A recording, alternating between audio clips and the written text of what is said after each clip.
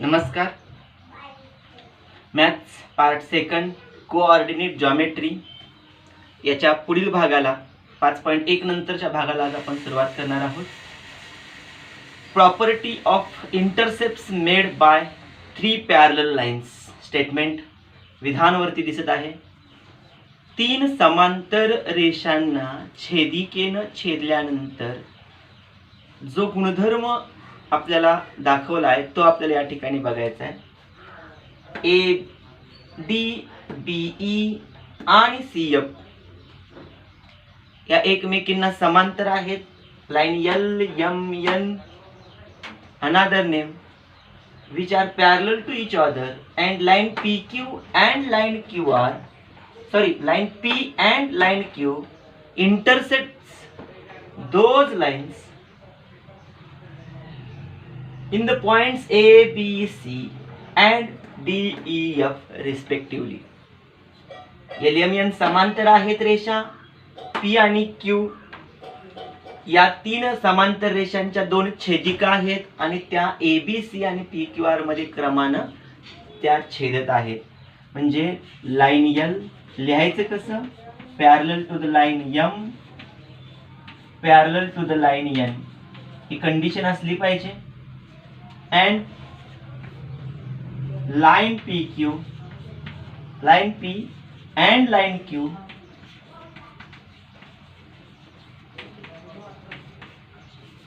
intersect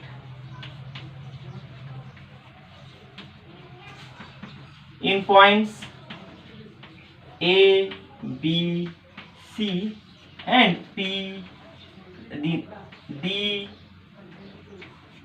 E, F respectively. जर अशा पद्धतीने छेदत असेल आणि हे नियम लागू होत असतील तर that transversal divide in the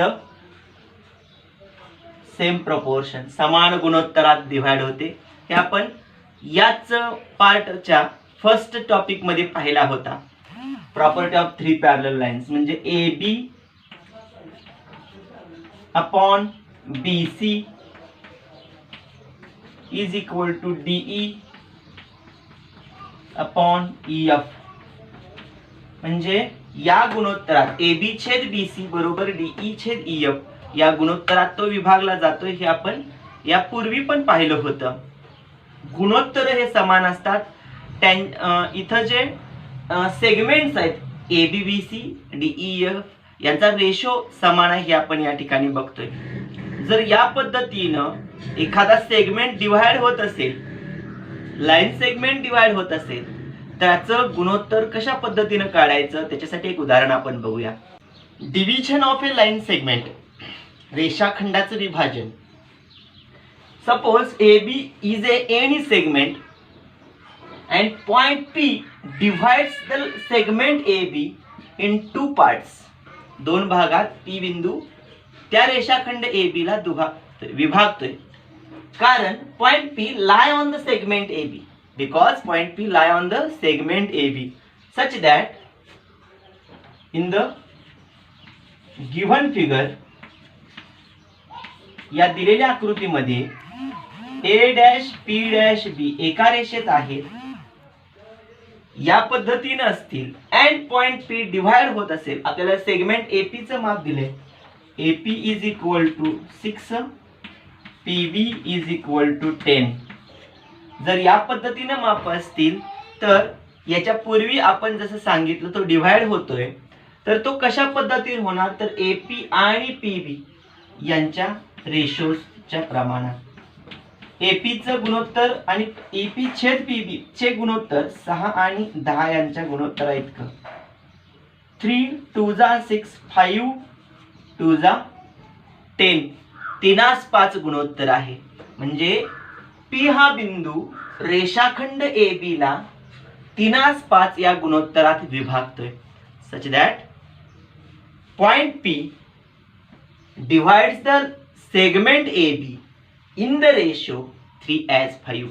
हे या पद्धतीने लिहायचं.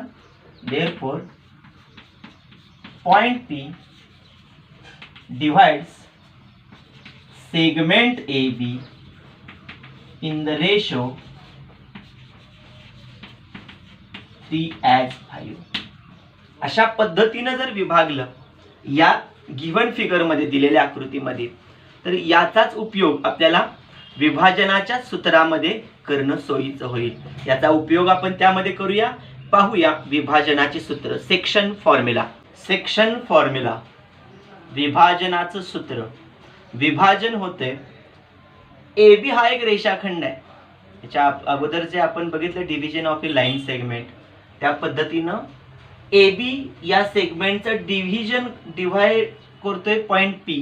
P divide the line segment in the two parts A P and P B because A dash P dash B एका रेषेत असल्यामुळं. आता line segment A B is lie on the plane x y. X y या प्रतलामध्ये A B हा रेषाखंड आहे. या ए बी रेषाखंडामध्ये पी बिंदूचं डिव्हायडेशन कसं करायचं, पी चे निर्देशक आपल्याला काढायचे, पी या बिंदूचे निर्देशक काढायचे, ते कसे काढायचे पाहूया.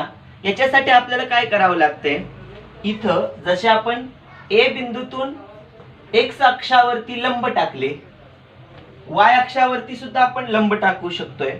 या पद्धतीनं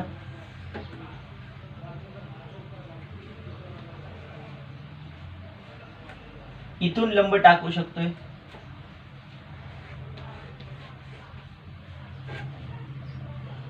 इथूनही लंब घेऊ शकतोय.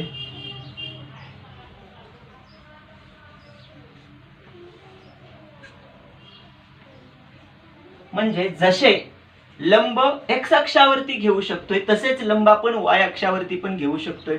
यावरून आपण बिंदूंची निर्देशक आपण घेऊया. हा एक्स आहे, हा वाय आहे. सॉरी पहिला एक्स अक्षावरचा असल्यामुळे हा x1 आहे, हा x2 आहे.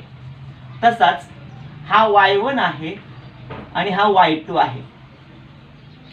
मध्ये एक बिंदू ठेवलेला आहे. का ठेवलाय, आपल्याला पाहिजे पी बिंदूचे निर्देशक, आणि हे मिळवण्यासाठी आपल्याला ए आणि बी हे जे बिंदू आहेत, पॉइंट ए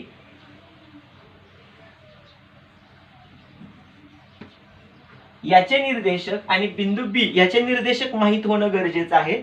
ते अगोदर आपण त्या ठिकाणी लिहूया. ए चे निर्देशक काय होत आहेत बघा, x1, y1. बी बिंदूचे निर्देशक आपल्याला मिळत आहेत x2, y2. आता Q आणि इथे एक आपण समजा पी क्यू इथं आर घेतला. Suppose they are point R and A, B, C, D, E, F any point. आपल्याला गरज नाही कोणत्या तरी एका अक्षाची आपण किंमत घेतली तर दुसऱ्या अक्षावरून आपण सिमिलरली किंमत घेऊ शकतोय. माहितीसाठी दोन्ही घेतलेले आहेत. मग इथं हा x असेल, याला आपण y निर्देशक म्हणू, आणि याचे निर्देशक आपल्याला मिळणार आहेत p xy. या पद्धतीनं p बिंदूचे निर्देशक मिळाले xy, a चे मिळाले x1 y1, b चे मिळाले x2 y2. हे मिळवण्यासाठी आपल्याला एक रचना करावी लागली. x आणि y अक्षावरती लंब टाकावे लागले. Perpendiculars drawn to a x axis and y axis, and x1 y1, xy and x2 y2 are the coordinates respectively the points A, B, C. जेव्हा आपण हे किमती घेऊ तेव्हा आपल्या लक्षात येते, याच्या अगोदर पाहिलेल्या माहितीनुसार CQ या रेषाखंडाचा आपण डिस्टन्स काढलं तर ते येणार आहे x - x1. QD या रेषाखंडाचं डिस्टन्स मिळणार आहे x2 - x. ER या रेषाखंडाचं डिस्टन्स मिळणार आहे आपल्याला y1 - y. आणि RF या रेषाखंडाचं डिस्टन्स आपल्याला मिळणार आहे. सॉरी, इथं आपल्याला y मोठा आहे, y1 लहान आहे, y2 मोठा आहे, y लहान आहे. y - y1 या रेषाखंडाचं डिस्टन्स आणि FR या रेषाखंडाचं डिस्टन्स मिळणार आहे y2 - y. म्हणजे x minus x1 x2 minus x1 रेषाखंडांचं डिस्टन्स आपल्याला मिळालं. y मायनस y1 हा y2 मायनस y1 हा. हे जे डिस्टन्स आपण या ठिकाणी लिहूया. का लिहायचं? कारण इथं CQ ह्या रेषाखंडाचं अंतर काढण्यासाठी आपण पाहिले म्हणजे एखादा रेषाखंड बिंदू आपण म्हणू अक्षावरती असतील किंवा अक्षाला समांतर असेल तर त्यांच्या रेषाखंडांचं डिस्टन्स अंतर कसं काढायचं हे आपण पाहिलं होतं. मग त्यानुसार आपण CQ इथं AC parallel PQ parallel BD त्यानंतर AB आणि CD ट्रान्सव्हर्सल असेल and segment AB and segment CD are transversals हा छेदिका असतील. याच्या अगोदर आपण पाहिलं होतं property of intercepts made by 3 parallel lines. 3 समांतर रेषा आहेत कारण एकाच रेषेला त्या लंब आहेत म्हणून 3 समांतर रेषा ही छेदिका. त्याच पद्धतीने इथं सुद्धा असंच होतंय. 3 समांतर रेषा आणि ह्या 2 छेदिका येतात. दोन्हीकडे एकच प्रकार लागू होतोय, गुणधर्म लागू होतोय. आपण काय करूया एकच x अक्षावरून किंमत काढूया आणि सिमिलरली त्याच्यावरून y ची किंमत आपण मिळवतोय. आता CD याचं डिस्टन्स घेऊया. CQ आहे sorry CQ is equal to x minus x1 हा मिळतोय. त्यानंतर QD हा रेषाखंड आपल्याला मिळतोय x2 मायनस x आणि याच्या अगोदरही आपण शिकलोय याचं जेवढं मेजरमेंट आहे तेवढंच मेजरमेंट याचं आहे. x minus x1 x2 minus x distance आपल्याला मिळालं. CQ is equal to AP QD is equal to PB हेही आपण पाहिलं होतं. गुणोत्तरात आपल्याला याच्या अगोदर पण आपण बघितलं division of a line segment यामध्ये. मग हे गुणोत्तर यानुसार काय होते प्रॉपर्टी ऑफ 3 पॅरलल लाईन्स मध्ये AP upon PB is equal to CQ upon QD. आता याचं गुणोत्तर याच्या पूर्वी आपण बघितलं डिव्हिजन ऑफ ए सेगमेंट मध्ये 3:5 6:10 यानुसार आपण पाहिलं होतं की त्याचं गुणोत्तर 3:5 येते. मग इथं गुणोत्तर किती आहे आपल्याला माहित नाही. आपण समजूया की ते गुणोत्तर M/N आहे. सपोज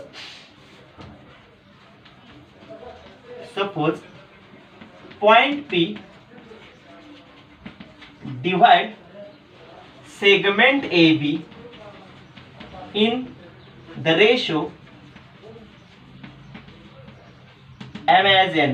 M/N या गुणोत्तरात ते विभागते. जर असं असेल तर आपल्याला काय मिळणार आहे AP upon PB is equal to CQ upon QD is equal to M/N M upon N.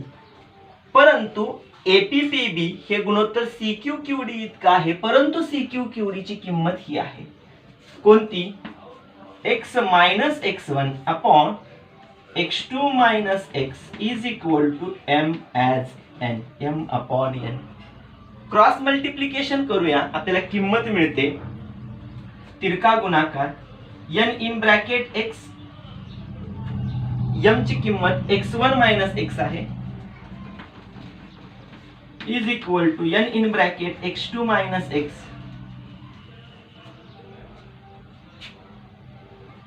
x minus x1 sorry इथला आणि इथं आहे x2 मायनस x लिहायला चुकला होता.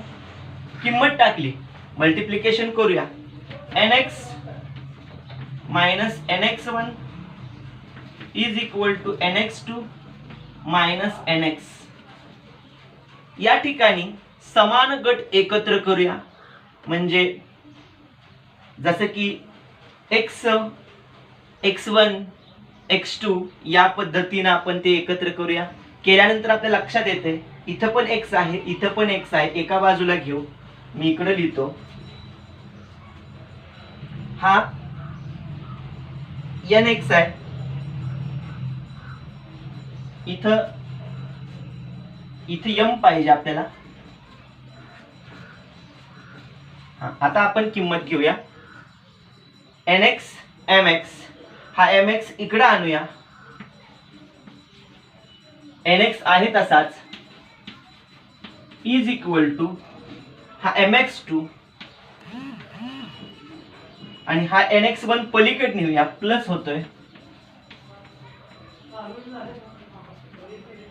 ह्या दोघांमध्ये x कॉमन आहे, m प्लस n राहतोय शिल्लक. इथं mx2 प्लस nx1 ही किंमत राहते. हा m प्लस n याला मल्टिप्लाय आहे, इकडे गेले की डिव्हाइड होतोय. x is equal to mx2 plus nx1 upon m plus n ही किंमत आपल्याला मिळते. या पद्धतीने आपल्याला x ची किंमत मिळते. जसं आपण काय केलं, AC PQBD पॅरलल केले आणि ह्या दोन ट्रान्सव्हर्सल घेतल्या, अगदी सिमिलरली त्याच पद्धतीनं AE PR BF पॅरलल असतील आणि AP आणि EF हे त्यांचे ट्रान्सव्हर्सल असतील, तर सिमिलरली याच पद्धतीनं x ची इथे किंमत मिळाली तशी इथं y ची मिळणार. म्हणजे आपल्याला काय सांगावं लागेल, similarly drawing a perpendicular from points A P B to the y axis. या बाजूला लिहूया.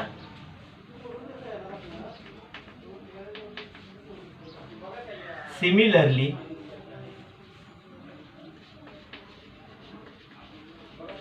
perpendicular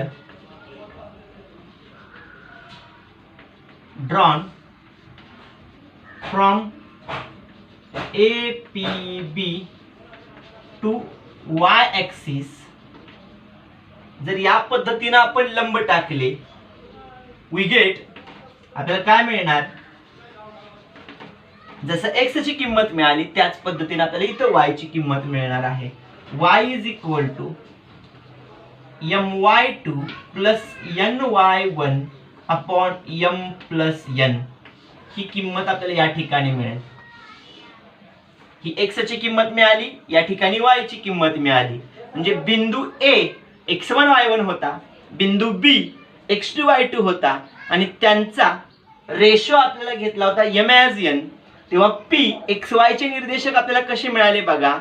point P therefore coordinate of the point which divides the line segment joining the points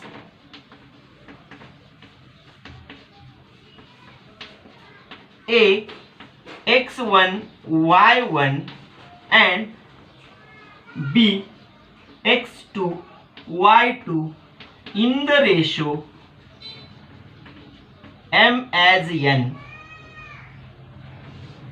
कोणत्या पद्धतीनं, जेव्हा AB रेषाखंड A आणि B हे त्याचे बिंदू m या गुणोत्तरात n या गुणोत्तरात विभागत असतील ह्या निर्देशकाची, तर mx2 अधिक nx1 upon m plus n ही किंमत x या कोएफिशियंटची मिळेल आणि my2 plus ny1 upon m plus 1 ही किंमत y या निर्देशकाची आपल्याला मिळून जाईल.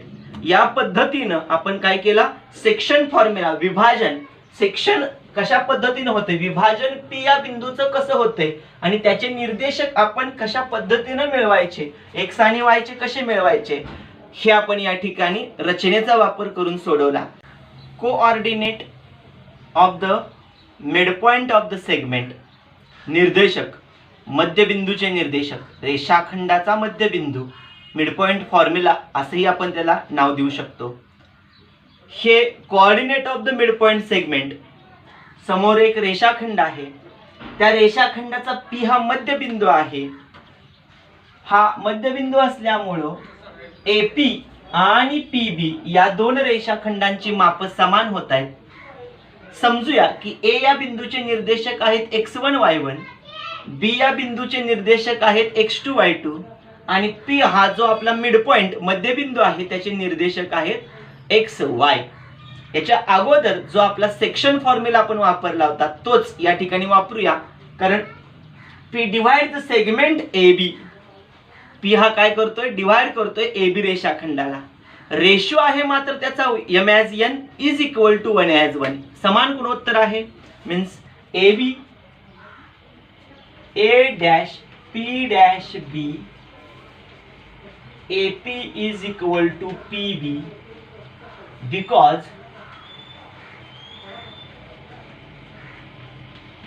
Point P is mid point. जर मध्यबिंदू असेल therefore point P divides segment AB. AB ला डिवाइड करतोय in the ratio m as n. m as n गुणोत्तर आहे, पण AP आणि PB समान असल्यामुळं m as n हे गुणोत्तर समान असणार आहे 1 as 1. therefore m is equal to n. m आणि n समानच गुणोत्तर आहे, एकास एक इतकं असलं ना हे आपल्या लक्षात येते. आपल्याला काय करायचं आहे, P हा दरम्यान असल्यामुळं यूज सेक्शन फॉर्म्युला करूया आणि सोडवूया. Use section formula. Point P XY याचे डिवायडेशन करायचं आहे mx2 plus nx1 upon m plus n my2 plus ny1 upon m plus n. आता m आणि n यांची किंमत एकच आहे, आपण ती अगोदर सोडवूया. ही किंमत x ची आहे. mx2 plus nx1 upon m plus n. यामध्ये m आणि n ची किंमत समान असेल तर इथं किंमत मिळते कुणाची, m च्या ऐवजी n टाका, n च्या ऐवजी m टाका, काही फरक पडत नाही. mx2 प्लस mx1 मी n च्या ऐवजी m पुट केला, इथं पण n च्या ऐवजी m च पुट केला तर 2m आपल्याला किंमत मिळणार आहे. छेदस्थानी 2m, यामध्ये n कॉमन आहे तो मिळणार आहे आणि इथं राहिला x2 प्लस x1. इथला m आणि इथला m निघून जाणार आहे. x ची किंमत आपल्याला काय मिळते, x1 plus x2 divided by 2 is the value of the variable x. Then value of y is my2 plus ny1 upon m plus n. Put value of m and n. my2 plus my1 upon m plus m. n replaced by m. Therefore m in bracket y2 plus y1 upon m plus m is equal to 2m. m gets cancelled is equal to y1 plus y2 divided by 2 is the value of variable y. या पद्धतीने x आणि y याची किंमत आपल्याला मिळेल. Therefore coordinate of the point P is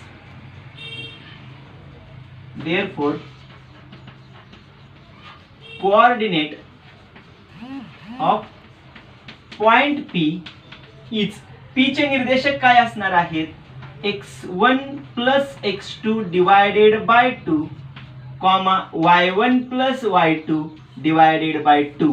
या पद्धतीनं x1 plus x2 divided by 2 आणि y1 plus y2 divided by 2 ही किंमत P या बिंदूच्या निर्देशकांची आपल्याला मिळणार आहे आणि यालाच आपल्याला काय म्हणायचं आहे, this is called midpoint formula. Midpoint formula मध्यबिंदूचं सूत्र असं आपण याला म्हणू. लेट्स रिकॉल, थोडा आठवूया सेंट्रॉइड बाबत, म्हणजे आपला मध्यगा संपात याच्या संदर्भात. याच्या अगोदर आपण शिकलोय की एक त्रिकोण आणि त्या त्रिकोणांच्या मध्यगा ज्या बिंदूमध्ये एकमेकींना छेदतात त्या बिंदूला आपण मध्यगा संपात, याचाच अर्थ कॉन्क्युरन्स असं आपण म्हणू. या ठिकाणी AD is the median, point D is the midpoint of the segment BC. त्यानंतर median suppose E is the midpoint of segment AC. CF is the median, point F is the midpoint of segment AB. यामध्ये all the segments AD, CF and BE are the medians which intersect each other at one and only one point G, and that point G is called a concurrence, मध्यगा संपात, and it is also known as a centroid. त्याला आपण centroid असंही म्हणू, आणि त्याचं गुणोत्तर 2:1 2:1 असतं. हे तुम्हाला वरती स्टेटमेंट मध्ये दिसत आहे. सेंट्रॉइड फॉर्म्युला, मध्यगा संपात बिंदूचं सूत्र. आपल्याला हा जो त्रिकोण दिसतोय यामध्ये आपण एखादा रेषाखंड विचारात घेऊया आणि त्यानुसार याच्या अगोदर जो आपण सेक्शन फॉर्म्युला पाहिला किंवा मिड पॉइंट फॉर्म्युला पाहिला त्याचा उपयोग आपल्याला या ठिकाणी करूया.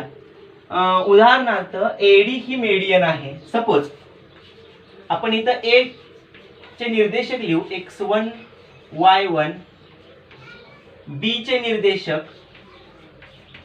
x2 y2. हे आपण xy या प्लेन मधील बिंदू घेतलेत. सी x3 y3, आणि यामध्ये जी हा सेंट्रॉइड आपण म्हणलोय ज्याला आपण xy सांगितलं होतं, आणि याच्या अगोदर जे आठवलेला भाग आपण सांगितला की गुरुत्वमध्ये हा नेहमी 2:1 गुणोत्तरात असतो. म्हणजे AG आणि GD, AG as GD is equal to 2:1. म्हणजेच हे गुणोत्तर आपल्याला M as N या गुणोत्तराप्रमाणे मिळालं. म्हणजे M as N गुणोत्तर 2:1 मिळालं. यानंतर आपण AD हा सेगमेंट AD इज मेडियन, मध्यगा असल्यामुळं पॉइंट D मिड पॉइंट असणार आहे. Therefore point D is mid point, मध्यबिंदू असल्यामुळं BC या रेषाखंडाचे BD आणि DC या दोन भागात विभाजन होते. Therefore BD is equal to DC is equal to 1:1, एकाच एक गुणोत्तर. म्हणजे इथं मिड पॉइंट फॉर्म्युला आपल्याला वापरावा लागणार. ह्या D या बिंदूचे निर्देशक आपल्याला जर घ्यायचे झाले तर D is equal to x2 plus x3 divided by 2 and y2 plus y3 divided by 2. हे आपण सोडवणं. हे कशावरून? Mid point formula.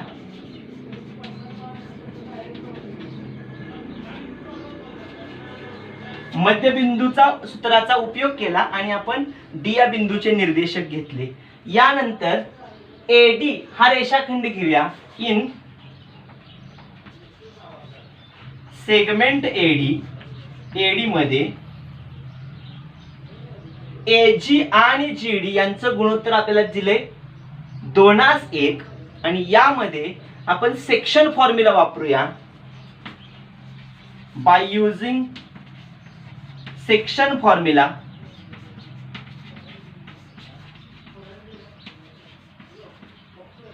काय सांगितलेलं आहे? x1 y1 आणि इथं आलेला किंमत आपली x2 plus x3 divided by 2, y2 plus y3 divided by 2. He point D ची आपल्याला कोएफिशिएंट मिळालेले, आणि AD यानुसार आपण सोडवूया. सेगमेंट AD चे निर्देशक x ची किंमत आपण जर घेतली तर ती असणार आहे mx2 प्लस, हे आपलं सूत्र mx2 plus nx1 upon m plus n. यामध्ये m ची किंमत आहे 2, x2 किंमत आहे ही x2 plus x3 divided by 2, आणि n x1 तर इथंच आहे, n ची किंमत आहे 1, x1 तसाच divided by m plus n. 2 + 1 ही किंमत आपल्याला मिळते. 2 gates cancel. x2 + x3 + x1 means x1 + x2 + x3 divided by 2 + 1 is equal to 3. Value of variable of the point G या बिंदूच्या x ह्या व्हेरिएबल चे निर्देशक आपल्याला मिळाले. x ची किंमत मिळाली x1 + x2 divided by 3. याच पद्धतीने जर आपण y ची किंमत मिळवली तर ती अशी मिळणार आहे y is equal to my2 plus ny1 upon m plus n. m variable value of m2, y2 is equal to y2 plus y3 divided by 2 plus n value of n is equal to 1 into y1 upon 2 plus 1 is equal to 2 gets cancel. y1 plus y2 plus y3 divided by 2 plus 1 is equal to 3 is the value of y which is variable of the point G is the centroid.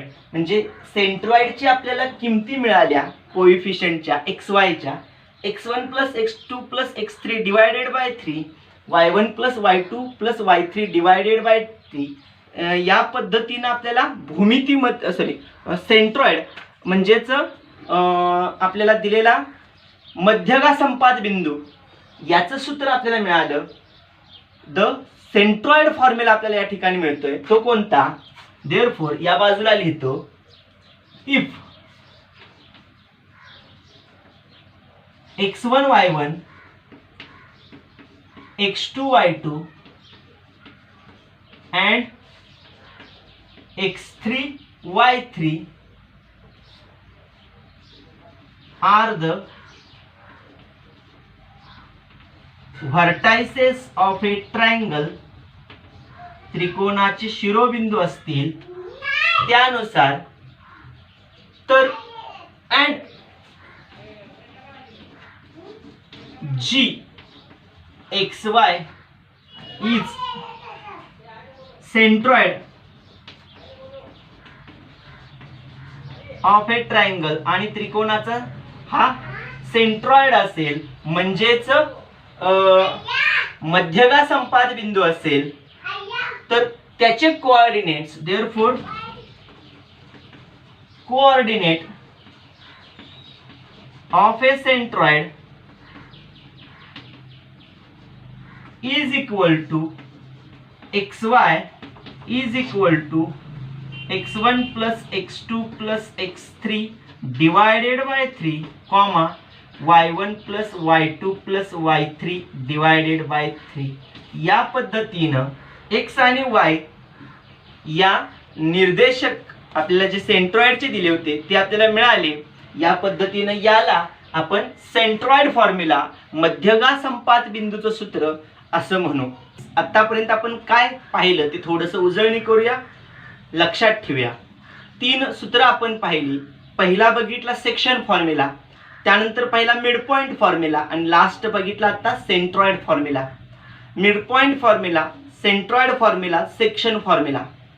विभाजनाचं सूत्र section formula यामध्ये 2 बिंदू होते, m आणि n या गुणोत्तरात विभाजित केले होते.